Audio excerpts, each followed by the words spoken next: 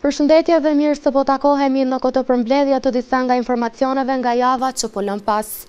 Forca e Sigurisë së Kosovës po vazhdon me ushtrimin Ujë Kushigjet, i cili po zhvillohet në rajonin e Gjakovës. I njëjti do të vazhdojë deri më datë 29 tetor. Forca e Sigurisë së Kosovës ka disa ditë që ka filluar realizimin e ushtrimit fushor Ujë Kushigjet, ku gjatë kësaj periudhe janë vërejtur vazhdimisht lëvizje të konvojeve nga vendbanimet e Forcës së Sigurisë së Kosovës në drejtim të rajonit të Gjakovës, saktësisht aeroporti të Gjakovës dhe poligonit ushtarak në Babaj të Bokës. Zëdhënësja e Ministrisë së Mbrojtjes Leonita Gashi bëri të ditur edhe qëllimin e këtij ushtrimi që po realizohet. Nga data 20 deri me datën 29 tetor do të zhvillohet ushtrimi Ujë Kushigjet, pra FSK përmes komandës së forcave toksore do të realizojë këtë ushtrim, i cili ka për qëllim validimin e regjimentit të tretë të këmbësorisë dhe gjithashtu edhe 5 togjeve nga komanda e logjistikës. Zonat trajnuese janë të kufizuar kryesisht në Babaj të Bokës dhe në aeroportin e Gjakovës, ndërsa përmes këtij ushtrimi po testohen aftësitë e kapacitetet luftarake të njësive në nivel taktik, me qëllim të vlerësimit të gatishmërisë operacionale dhe përmbushjes së standardeve të kërkuara për validim. Përmes këtij ushtrimit po tregojmë gatishmërinë që si Ministri por dhe si forcë kemi në ngritjen e kapaciteteve profesionale dhe operacionale të PSK-s. Gashi bëri të ditur se gjithçka po shkon sipas planifikimeve deri më sot, sa i përket këtij ushtrimi që po zhvillohet nga ushtarët e FSK-s. Deri më tash gjithçka është zhvilluar në bazë të planit paraprak, i cili përcakton edhe kornizat brenda së cilit duhet të zhvillohet i gjithë ushtrimi deri më datën 29 tetor, kur dhe do të bëhet përmbyllja e këtij ushtrimi dhe validimi i regjimentit të tretë të kombësorisë dhe 5 togjeve nga komanda e logjistikës. Forca e Sigurisë së Kosovës po vazhdon të dëshmojë për kushtimin e saj gjithmonë në përputhje me standardet e forcave moderne të mbrojtjes. Drejtori i përgjithshëm i Policisë së Kosovës, Gazmend Hoxha, ka ndarë 19 vetura të reja hibride për mbulimin e zonave sektoriale në të gjitha drejtoritë rajonale. Një veturë të tillë kanë pranuar edhe zyrtarët policor në Gjakovë. Në kuadër të projektit Polici Lagjës, i cili po shtrihet në të gjithë territorin e Kosovës, janë dhuruar 19 vetura të reja për Policinë e Kosovës. Qëllimi i këtij projekti është forcimi i bashkëpunimit dhe komunikimit ndërmjet policisë dhe qytetarëve, si dhe rritja e besueshmërisë dhe transparencës në punën policore. Sipas zyrtarit policor të drejtorisë rajonale në Gjakovë, Kenan Brahimaj, kjo veturë do të kontribuojë drejt për drejt në përmirësimin e efikasitetit të punës së policëve në terren.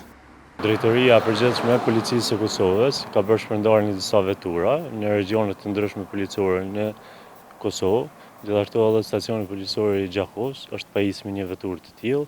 Kjo veturë do të shfrytëzohet nga zyrtarët policor të njësisë së sektorit. Ai shtoi se qëllimi kryesor është rritja e efikasitetit të punës policore dhe forcimi i bashkëpunimit dhe komunikimit me qytetarët.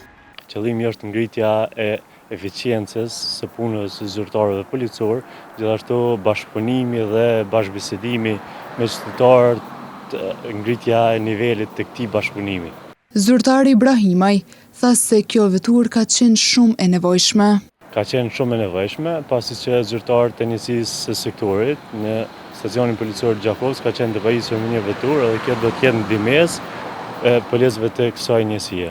Ky projekt pritet të ndikojë në përmirësimin e sigurisë publike dhe në rritjen e bashkëpunimit mes policisë dhe komunitetit.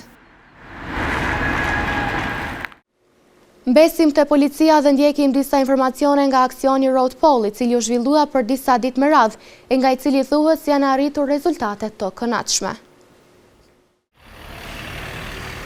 Njësia e trafikut rajonal në Gjakovë gjatë muajit tetor ka realizuar planin operativ Road Poll.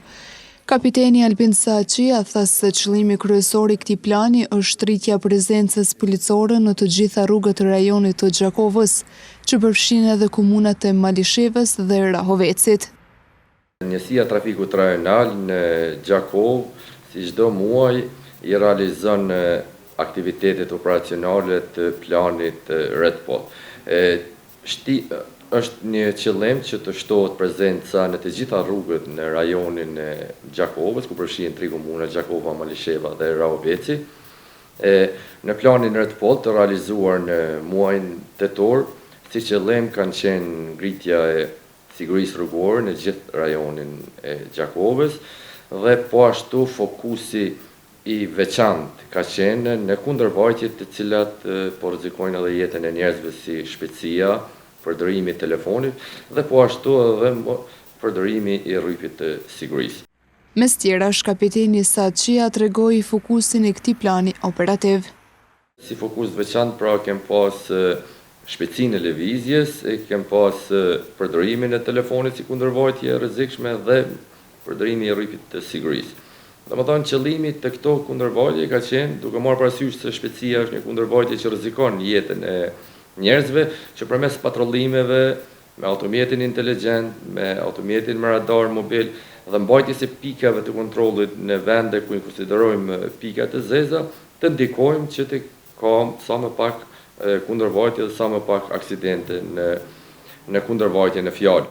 Kapiteni Albin Saçia bëri thirrje për të gjithë drejtuesit e automjeteve që të respektojnë rregullat e qarkullimit, të përdorin rripin e sigurisë dhe të shmangin përdorimin e telefonit gjatë drejtimit të automjetit në komunikacion. Disa aksidente trafiku ndodhën brenda pak ditësh në rrugët e Brekocit të Gjakovës.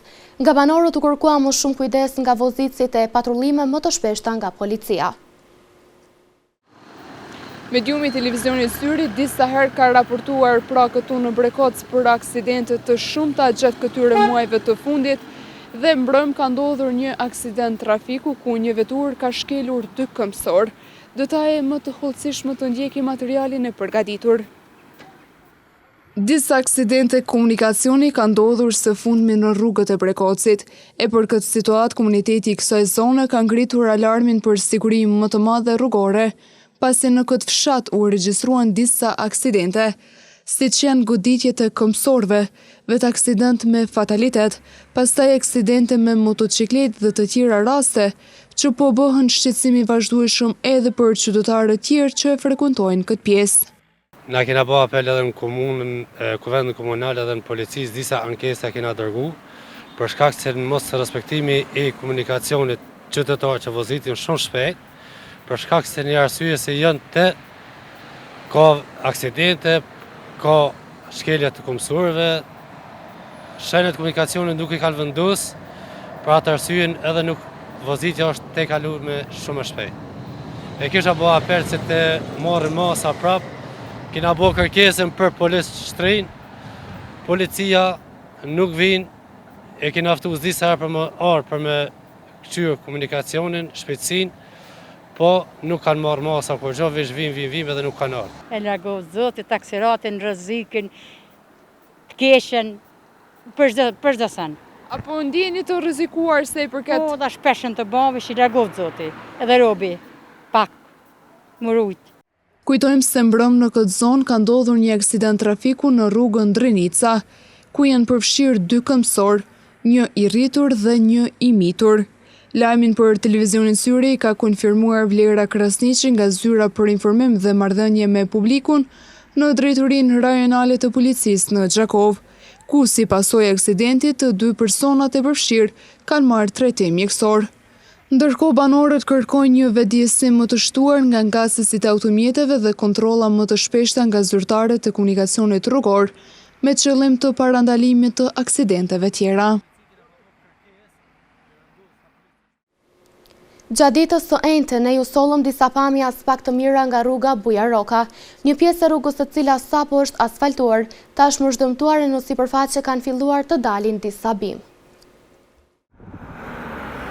Në rrugën Bujaroka, ku së fundmi është kryer asfaltimi në shëritin e biçiklistave, tashmë janë vërejtur dëmtimet e para.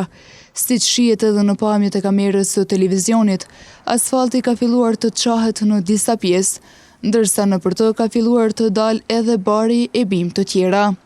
Disa qytetarë prapa kamerave u shprehen të indinjuar me cilësinë e punimeve, duke kërkuar nga autoritetet që të marrin masa dhe të kërkojnë përgjegjësi nga kompania që ka kryer punimet, pasi ato janë paguar nga taksat e qytetarëve, andaj duhet të dhënë përgjegjësi për këto punime të dobta, të cilat për shumë pak kohë janë dëmtuar. Ata theksojnë se rruga është shtruar vetëm para pak kohe, prandaj shfaqja e dëmtimeve nga tash ngre dyshime mbi cilësinë e realizimit të punimeve. Shoqata Hendikos në Gjakov ka pranuar një donacion nga Spitali i Përgjithshëm Isa Greza. Nga aty u tha se donacioni ka qenë shumë i nevojshëm për anëtarët e shoqatës. Organizata jo qeveritare Hendikos në Gjakov së fundi ka pranuar një donacion nga Spitali Isa Greza. Arber Gjara, zyrtar në këtë organizat, ka bërë të ditur se si erdhi deri te ky donacion.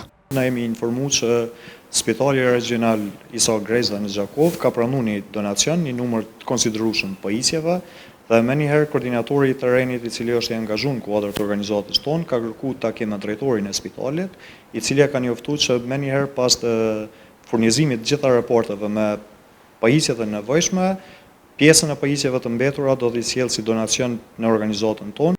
Gjara theksoi se më njëherë pas pranimit të pajisjeve është bërë shpërndarja atyre, pasi lista e pritjes ka qenë shumë e gjatë. Unë shfrytëzoj ndihmën e juaj për mi falendëruar drejtorin e spitalit, doktorin Hilmi Shala. Na vetëm kemi filluar me shpërndamin e këtyre pajisjeve, pasi që për një periudhë shumë të gjatë kemi pas mungesë të pajisjeve dhe lista e pritjes ka qenë goxha e lartë, kështu që më njëherë kemi filluar vetëm edhe me pajisjen e personave të cilët janë në nevojë. Numri më i madh i pajisjeve që kanë pranuar janë karroca për fëmijë, bëri të ditur Gjara.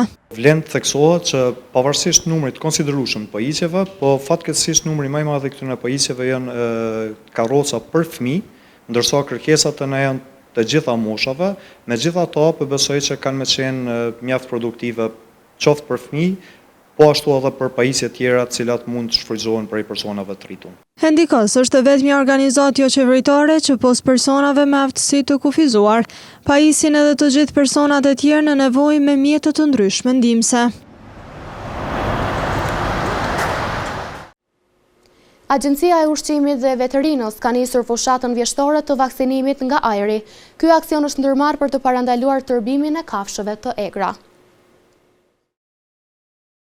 Agjencia e Ushqimit dhe Veterinarisë në Kosovë ka filluar fushatën vjeshtore të vaksinimit nga ajri kundër sëmundjes së tërbimit të kafshëve të egra. Drejtori i Shëndetit dhe Mirëqenies së kafshëve në AUV, Sadik Heta, ka bërë të ditur se kjo është një fushatë që zhvillohet për të dytin vit me radhë. Agjencia e Ushqimit dhe Veterinarisë ka filluar fushatën vjeshtore të vaksinimit të kafshëve të egra, domethënë nga ajri, me karrem vaksina. Pra është një fushat që synon parandalimin e ardhjes apo shpërndarjes së sëmundjes së tërbimit në Kosovë. Marr parasysh që kjo sëmundje është një sëmundje zoonotike dhe shumë e rrezikshme edhe për njerëzit. Ne si agjencion, në koordinim edhe me vendet e rajonit të Bashkimit Evropian, pra është viti i dytë që këtë fushat e zhvillojmë me buxhetin e Agjencisë Ushqimit dhe Veterinarisë, pra me buxhetin e Kosovës. Ai shtoi se përpara fillimit të shpërndarjes së vaksinave, AUV ka zhvilluar edhe një fushatë informuese për qytetarët. Ne edhe në fushatën tonë para fillimit të shpërndarjes së vaksinave, fushatën informuese, ne kemi rekomanduar të gjithë qytetarët që posa të hasin në këto vaksina, mos t'i marrin, po t'i anashkalojnë, pra t'i vendosin në vende më të sigurta, po të kenë kujdes. Nuk janë vaksina të rrezikshme, mirë po thjesht janë vaksina që posa të bien në dorë apo të konsumohet nga fëmijët apo edhe nga ndonjë kafshë tjetër mund të shkaktojnë probleme shëndetësore. Pra, të gjithë qytetarët që hasin në këtë lloj vaksina, t'i shmangin ato, t'i largojnë nga rruga apo edhe t'i vendosin në vende të sigurta dhe të veçanta. Fushata po zhvillohet në bashkëpunim me vendet të rajonit dhe Bashkimit Evropian, në kuadër të përpjekjeve të përbashkëta për kontrollin dhe parandalimin e tërbimit në nivel rajonal. Noti është sport që sjell përfitime të shumta për shëndetin. Në Gjakov nuk ka pishin të mbyllur ku mund të praktikohet ky sport, gjatë periudhave me temperatura të ulta. Për këtë arsye, ato kryhen në qytetin e Pejës. Klubi Notit vllaznimi në sezonin e dimrit nuk po ka se ku ta zhvilloj aktivitetin e Notit. Kjo si pasojë mungesës së një pishinë të mbyllur. Trajneri i klubit të Notit vllaznimi Ymer Lota tregon se ky është viti i 5 që fëmijët e klubit udhtojnë në Pej për të mbajtur trajnimet. Veras janë kushtet më të mira, për shkak se kem mundësi, kem kohë, hapësirë, pishinat hapën, dimrit ka problem. Qyteti nuk ka pishinë të mbyllur, janë 2% ne për duhet viti 5, për duhet mëllëtu, bajt 5. Fal mirëkuptimit të prindërve dhe sponsorëve, udhtimi nuk po është një problem i pasgjidhur, shtoi Lota. Udhtimi vetë merr kohë, jo edhe një orë gjysmë aty, 4 orë, 5 orë i hupim. E për fëmijën tash pak është orë gjatë. Tash pak kohën, vera s'ka ma tepër, tash ma pak, po fatmirësisht për prindën fëmijëve edhe sponsorëve që ne ikin shpenzimet e rrugës, e problem se edhe e ka i kosto. Sipas Lotës, qyteti ka nevojë për një pishinë të mbyllur, qoftë për zhvillimin e trajnimeve të Notit, por edhe për personat që kanë probleme me shëndetin dhe e kanë të nevojshme rehabilitimin. Pashtriki e ka mbolu.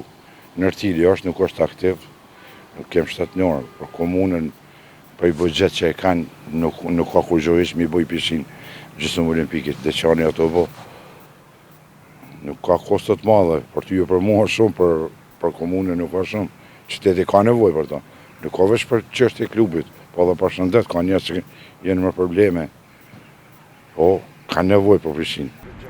Ndër të tjera, trajneri Lota the se interesimi më i madh i fëmijëve mbetet gjatë verës, por që edhe dimrit ky sport mbetet aktiv. Kujtojmë se 23 tetori shënon ditën botërore të Notit si një mundësi për të treguar rëndësinë e këtij sporti dhe inkurajimin për të marrë gjithë secili me të. Ndoqët për mbledhjen me disa prej ngjarjeve që karakterizuan javën që lan pas në Gjakov. Ndërkohë ju vazhdoni të qëndroni me programin ton. Mirëmbëjtje.